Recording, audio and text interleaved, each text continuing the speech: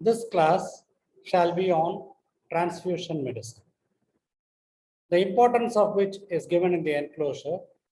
Furthermore, you are all going to be great operating surgeons as well as owners of hospitals or directors. And hence, an idea about the blood bank, its setup, and the complications of blood transfusion are mandatory not only from the examination point of view, but in your entire career. The first part of this class shall be regarding the introduction to blood transfusion. We should have an idea. Without a foundation, there is no building.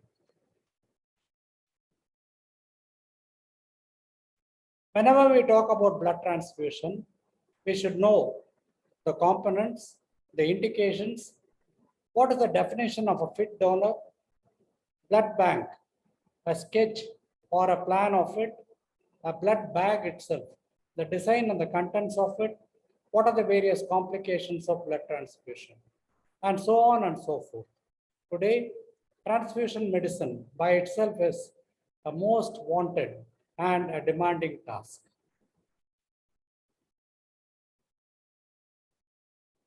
And when we talk about the components of blood transfusion, it can be whole blood, packed red cells, platelet-rich plasma, platelet-poor plasma, fresh frozen plasma, cryoprecipitate, cryopoor plasma. So these are all important for us. And you should know when and where to make use of them. Sometimes money cannot save life, but a donated blood can. A nice quote that has been picked up. What are the indications of blood transfusion? In the earlier slide, I had shown what are all the various components of therapy. And here we shall first see the whole blood. The whole blood is an age-old topic. Today, they say that whole blood need not be given and it has to be broken up so that there can be multiple beneficiaries. Anyway, we shall know. Whole blood is given whenever there is an acute blood loss. What do you mean by the word acute blood loss? It can be because of a major surgery, say a cardiac transplant, or an accident or trauma, multiple fractures, road traffic accident, etc. Patient who has got continuous bleeding. It can be either from the GIT or it can be a subarachnoid hemorrhage or it can be any of the surgical bleedings as such or complications such as DAC. Major surgeries, which we had mentioned earlier. Shock. Sometimes this again can be secondary to the loss of blood and hence a decrease in the effective circulating volume of blood, which has to be replenished. Therefore, whole blood is required.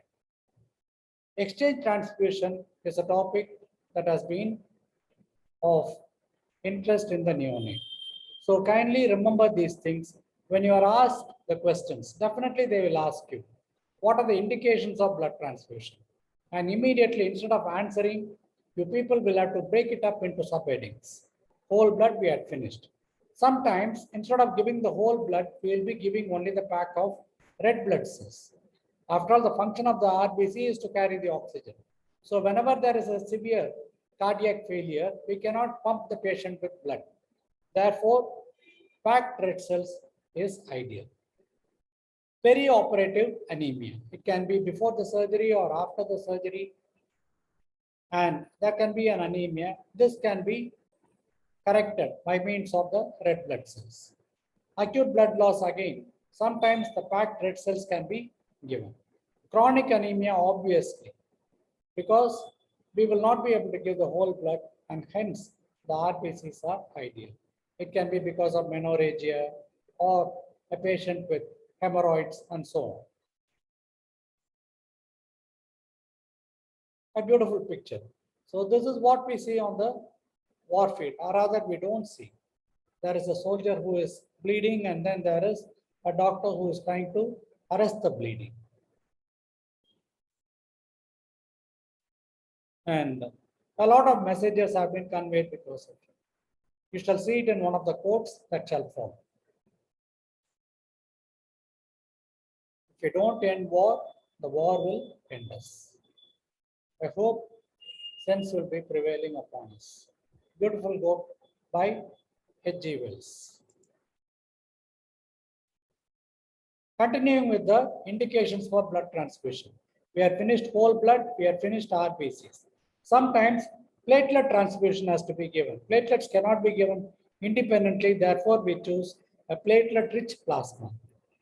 And the indications will be thrombocytopenia or any platelet function defect, or sometimes as a prophylactic measure for major surgeries. We find that platelet-rich plasma can be given. The contraindications are TTP, thrombotic thrombocytopenic purpura. And whenever the patient is on heparin, it has got no meaning and cannot be given. So these are the indications, these are the contraindications. Please memorize them. Fresh frozen plasma. The plasma is supposed to be useful for any of the coagulating factor deficiency, or in the case of TTP. Whenever there is an overdose of warfarin or heparin, fresh frozen plasma can be given. Disseminated intravascular coagulation. This disease is also called as consumption coagulopathy. All the clotting factors will be consumed. Therefore, fresh frozen plasma rich in the clotting factors is recommended. Cryoprecipitate again rich in clotting factors, as in the case of hemophilia, von Willebrand's disease, DIC, hepatic failure. So, in fact, we will be pooling the plasma of multiple donors and retrieving the clotting factors from them. This is a cryoprecipitate rich in the clotting factors. Granulocyte or WBC concentration in severe neutropenia, agranulocytosis. And factor concentrate. Sometimes the individual factor alone can be isolated from multiple donors, and then a combination of these are given. In the case of hemophilia, von Willebrand's factor as well as factor VIII. Christmas disease, factor IX as well as prothrombin complex. And in the case of DIC, protein C. So this is the way you people should answer. When should a whole blood be given? When should granulocyte be given? When should RBCs be given? When should a clotting factor or a plasma rich in that be given, and so on. Always, whether it is an exam or you are going to build a house or a hospital, plan. Because as is your plan, so is your career or the building. You find that in a blood bank, this basic working concept is essential. There will be a reception for either the recipient or the relatives. So there is an area where it is being received. And there is a donation of blood, there is a provision for storage. And after storage, you do all the screening tests, it has to be distributed. The blood products go. Or in certain other cases, you have to prepare them, you have to test them, you have to screen them, put things in order, and then there is a distribution preparation room, and finally it is being distributed. It is not just that, as in a bank, you are going to give a check or a challan and you get the bag. It isn't like that. It has to be properly planned. I'll be revising this plan once again. And choosing the donor. Not anybody can walk into a blood bank and give. In fact, they should not give. They are called as professional donors, people who give blood only for the sake of money. And many of them are drug addicts or alcohol addicts. So they'll be lying as though they are close relatives of any patient, and they will try to give blood. Already an arrangement would have been made outside for him to get the cash. This has to be avoided, and we used to follow several methods, such as history taking. Where do you come from? What is the distance from your house to the relatives? How do you travel? How many goats or cows does he have? How did you come? What is the mode of transport? What bus ticket did you get? What is the charge? And we used to actually drill him with questions. We will be able to find out whether he is a professional donor or a genuine donor. Even otherwise, you will have to make the donor fit for donation. Age is 18 to 60. Some books give it as 65. He has to be healthy, obviously. He himself cannot be sick. no jaundice, no malaria recently, no hepatitis, HIV or syphilis, not a diabetic, and a pregnant lady should not give. In fact, she will be demanding blood. There should be no history of hypertension, recent history, no cardiac problem, no history of vaccination, and no history of drug abuse or prostitution. These are all some of the checklists that we people should have before we choose a donor for donating the blood. So we are given a working plan as well as the checklist. So this is a blood bank as such. So there is an Indian Society of Pharmaceuticals, that is the licensing authority for the blood bank. It is not the Medical Council of India. So there will be a separate inspection for it, and they insist that there should be, let us count, 1, 2, 3, 4, 5, 6, 7. A minimum of 7 rooms should be there. Sometimes it can be increased or subdivided to provide 10 rooms. So there is the reception, as I had mentioned. There will be a desk clerk who will be retrieving all the details and then passing it on. Then the donor is made to give the blood. So which is being stored and it is being prepared. Prepared in the sense you will have to store it, and at the same time you will have to test for the various screening tests. And on the reception of the orders, either from the theater or from the ward, there is a distribution that is given. And it is all being stored properly, and there has to be a record of it. Anytime they can check. And this particular plan is required for the licensing and functioning of a blood bank. This is very essential, and without a blood bank, the medical college or the hospital is not recognized. So this is mandatory. Again, a scheme as such, you find that there is a collection planning, then a collection is done. Blood grouping obviously should be done. There is a processing of the blood. They can be divided into various components as we had spoken earlier and will be seeing. And they should also be screened for transmissible diseases such as malaria. And finally, a distribution takes place. And whatever blood is not donated within that speculated time, it has to be discarded. So this is what is important. There has to be a reception, a history taking room, the screening room, collection room, component room, separations, registers. In fact, there should be a relaxation room also, wherein the donor is given some snacks or so, and he is given a pack of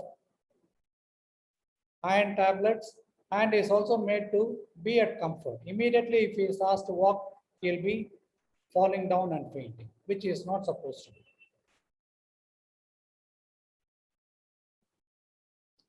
This is something very important. Usually I include it in the Viva.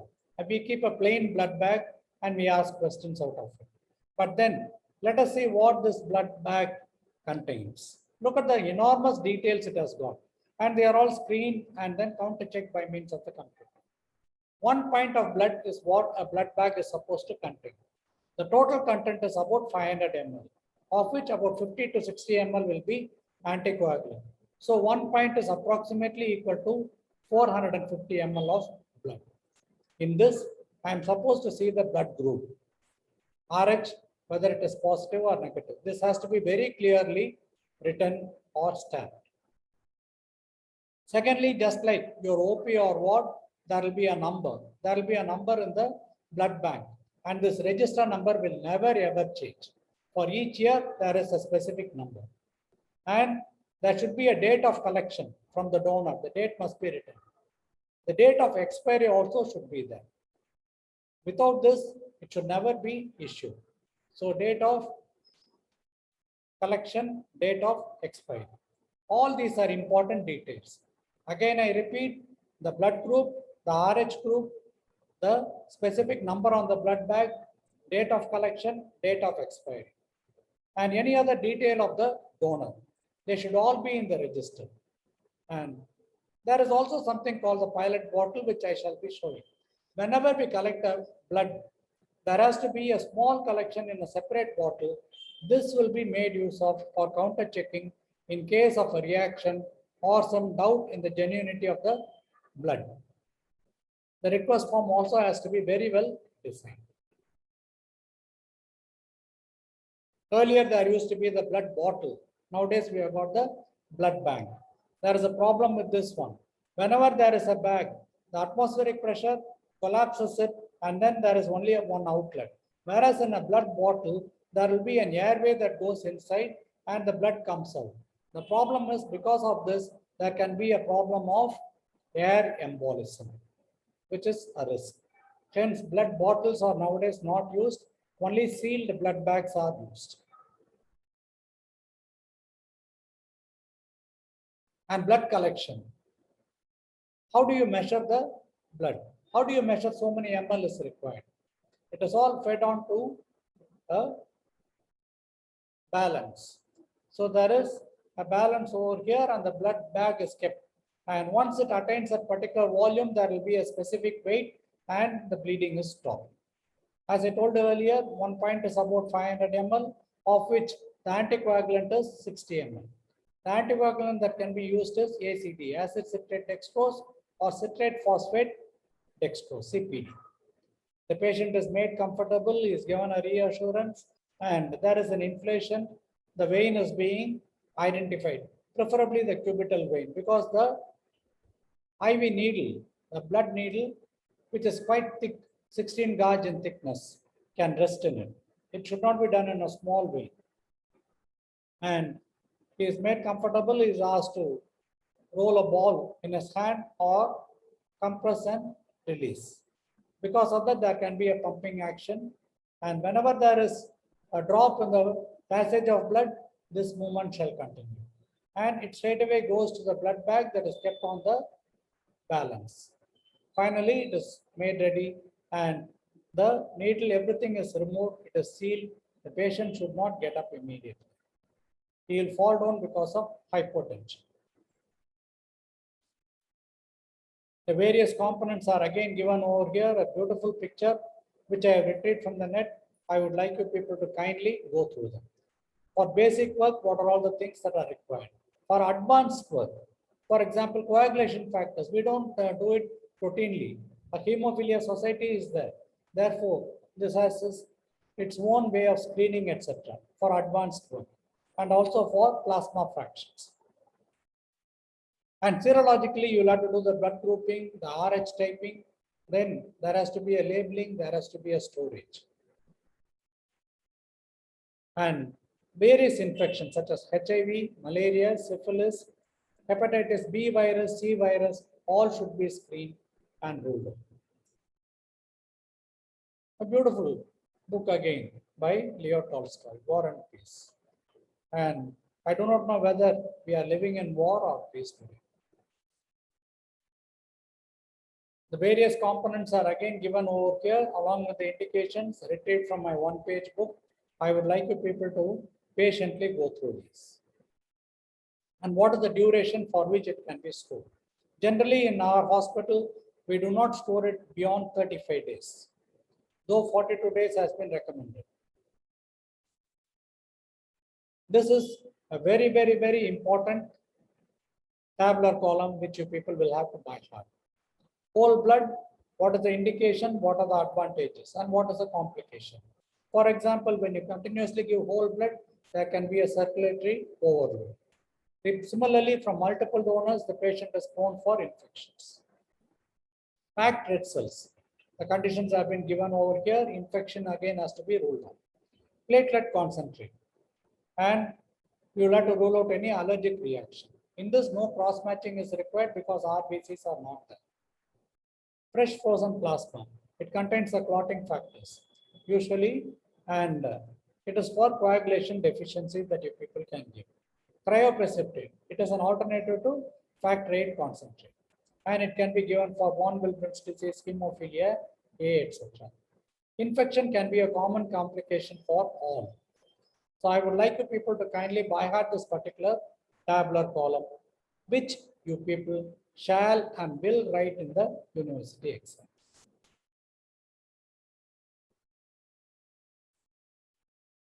the blood components, this is how. So it is being collected in the bag. And after some time, you find that the RBC settle down. Gradually, there is a compression over here, which pushes the buffy coat to the top and then the plasma. So you find that we have been talking about the various blood components. Now, one question to the students. How do you separate the blood components? So this is the blood bag in which the blood is being collected from the donor. The red line is the donor's line. After some time, what we do is there is a gradual compression of the bag. It has to be very gradual, otherwise there will be hemolysis. The RBC settle down to the bottom and then the acellular plasma goes to the top. In between, we will be having what is called the buffy coat. Sometimes people centrifuge it and separate it also. So there is a whole blood that is there, or the plasma which is supernatant. There can be the leukocytes in the buffy coat, and sometimes we can prepare erythrocytes out of it, and the selected components are being drawn off. See what is happening. From one bag, it is being in a sterile form transferred to another bag. Now we have got two bags which are ready. That is why we say one donation can save 3 lives. Whole blood, that is why it is being discouraged. And incidentally, this is the pilot tube or the main tube which is used for the blood collection. Immediately after this collection, what we will do is we'll make use of it and put a residual blood in a small tube which is called the pilot tube or the pilot bottle. And this is used for any emergency cross-checking. When I spoke, we are linked by blood, and blood is a memory without language. A beautiful quote. I do not know who this contributor is. Great. Jacinta.